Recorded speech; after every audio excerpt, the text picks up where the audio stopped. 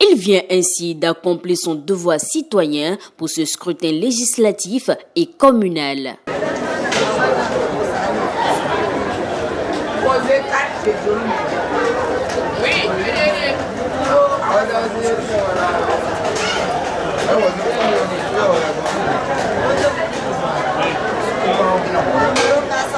Ici, au centre de vote d'Aclomé, dans la commune de Tofo, l'homme politique Mathieu Soudiquin a donné l'exemple ce dimanche 11 janvier 2026 d'un bon citoyen engagé dans la vie démocratique de son pays. Il vient de voter pour les communales d'une part et pour les législatives d'autre part. Nous sommes dans un tournant décisif pour notre démocratie.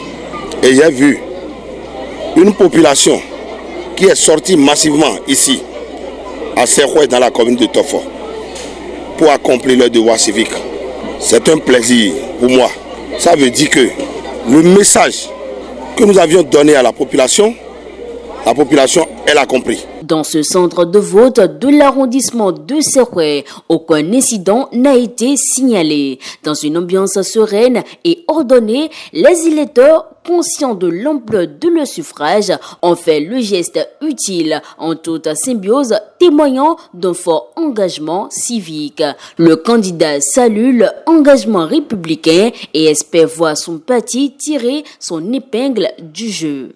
Vous regardez avec moi la foule qui entoure ce bureau de vote, ce centre de vote.